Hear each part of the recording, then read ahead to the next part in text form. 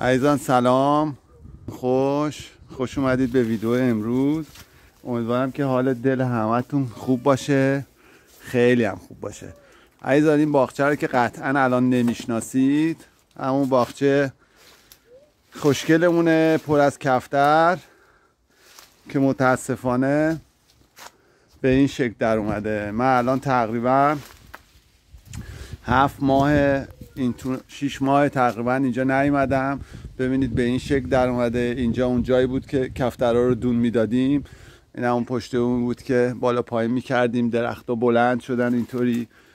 اینجا مریض خونه بود، این اتاق ما، اینجا هم ماده ها بودن، اینا هم جفتا بودن اینجا دیگه. اینا ببین به این شکل در اومده. عزیزان من متاسفانه یک کوتاه که بهتون بخوام توضیح بدم، عرض کنم به خدمتتون که ما این آذربایجانی یه کار اشتباهی کرد اینجا و متاسفانه خیلی برای هممون گرون تموم شد. چیزی نمونده بود که اینجا رو ببندن. خدا رو شکر بالاخره ثابت شد که هیچ کس تو این باغچه به غیر از خودش مقصر نبوده و کار خیلی زننده‌ای بود. الان هم 7 سال زندان گرفته و رفته داخل. الان 1 سال 8 ماه 7 ماه.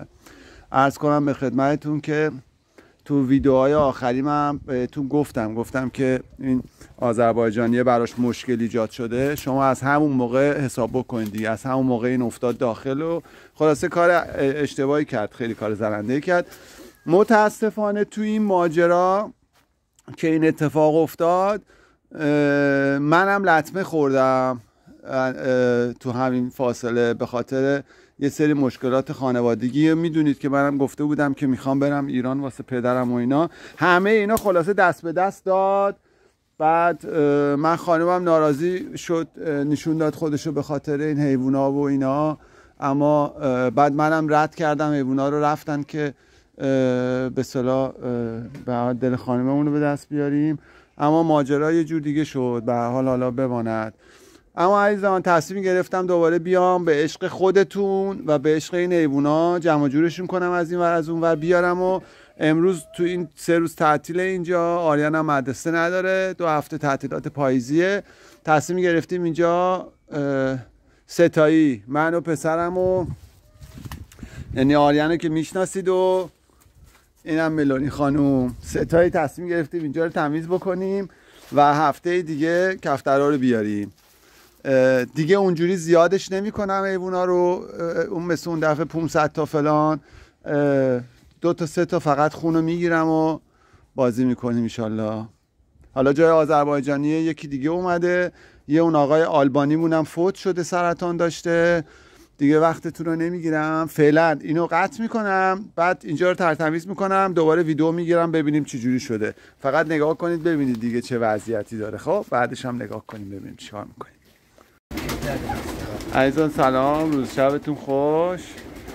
عزیزان گفتم بعد از یه مدت طولانی یه ویدیو بگیرم از این سربای این دوستمون. خیلی حیوانای زیبایی، یعنی اینا رو پارسال هم براتون گرفتم دیدین.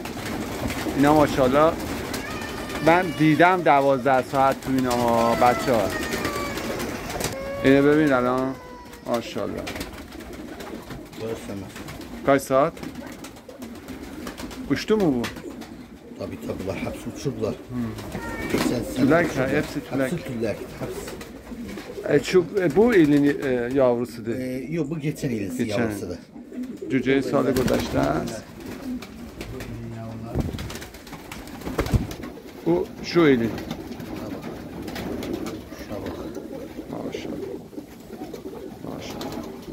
امسال بچه امسال من میخوام سربم نگه دارم. خیلی خوش آمده. اینا بسیار حیوان سوداری هم. 11 saat پریده. Ben gördüm bunlar hepsini. Çok iyi kuşlar. İyi kuşlar ya. Nerede gördünüz? Geçen sene. Ya vallahi bazı geceye kalır görürdüm. Ha gördüm. بعد خوبیشونه که اینا تو تاریکی هم میان.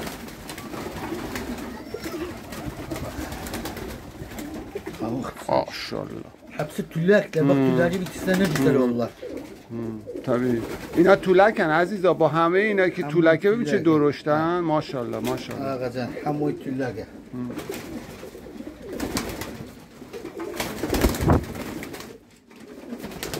من از اینا چند تا میگیرم.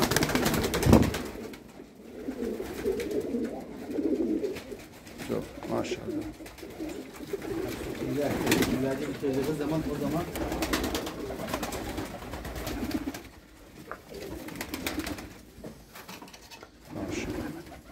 Bunlar hepsi erkek. Yine همشون نرن. Burada şeyler. Dişler buradan. Yo gitmem. Buradan. Yine hem ada. Cici içeri Yo istemem. Diğeriyle gir içeri. Yo sonra. من از اینا چند جفت چی میگم. من سیب de beslayacağım. Çuy. Dur. Sen ver bana.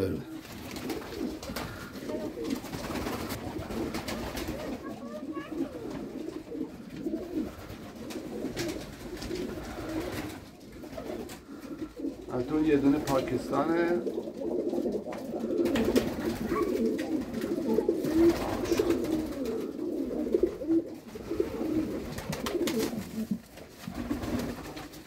Sende de hala çok var. Çok var.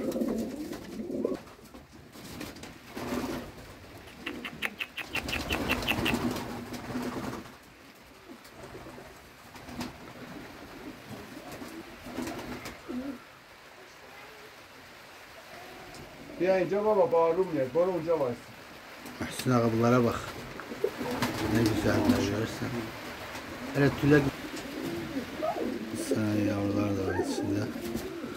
Şey verdim. Tatilde çıktı. O güzel bir şapka çıktı ona. Ne renk?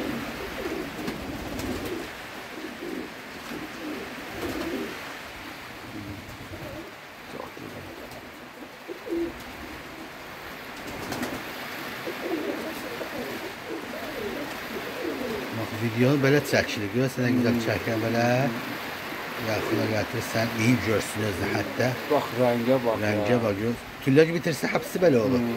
İndi tüllərlə tük tökür.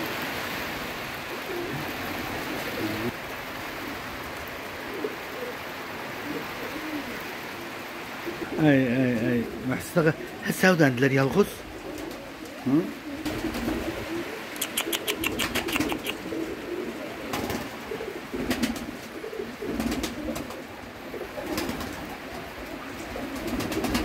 اونجا وایسا پیش دادم.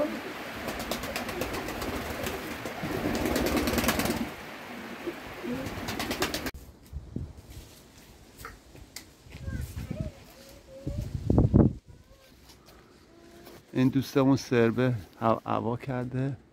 یه قرقه هم اونجا دارم میبینم.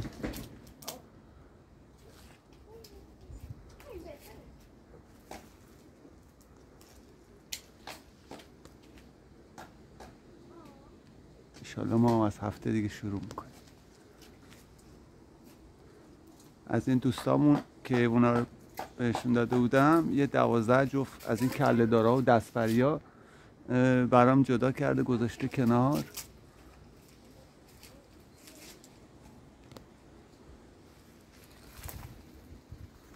آخ اومد. نه حتی این نمیگیره.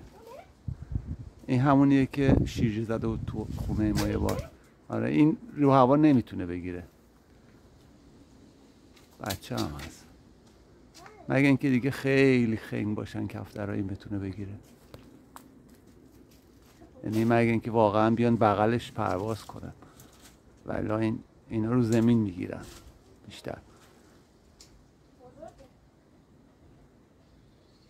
ولی خب میترسونه اونا رو دیگه.